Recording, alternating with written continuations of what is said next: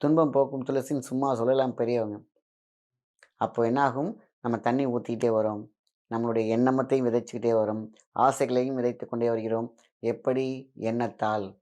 இப்ப துளசி நல்லா வளருது. நீங்க இது பண்ணிக்கிட்டே இருக்கும்பொழுது துளசி செடி செத்து போகுது. இல்லன்னா வாடி போகுது.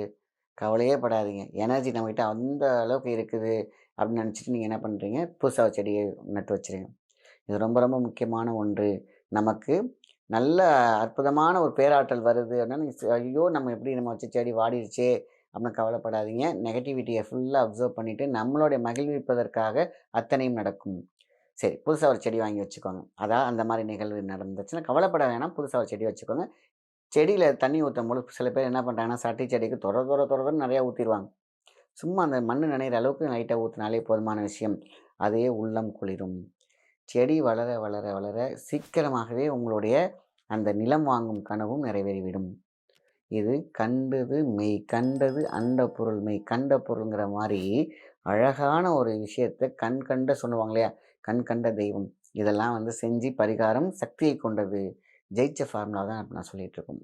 ஸோ மா இலையில எழுதலாம். மா இலை என்பது மகாசக்தி இலை. இல்லையா? பிரியாணி இலையில எழுதலாம்.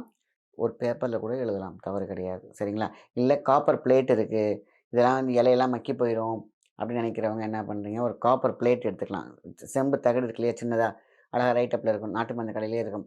அத வாங்கி சின்னதா கட் பண்ணி, நீங்க அழகா என்ன பண்றீங்கன்னா, ஒரு எழுதாத பால் பாயிண்ட் இருக்கு பார்த்தீங்களா? அதில வந்து எனக்கு சொந்த வீடு வாங்க வேண்டும். நிலம் வாங்க வேண்டும். என்ன வேணுமோ அத அழகா எழுதிட்டு, அந்த சட்டியில பதிச்சிருங்க. மண்ணு போட்டு நீங்க செடி வளர்க்க ஆரம்பிங்க.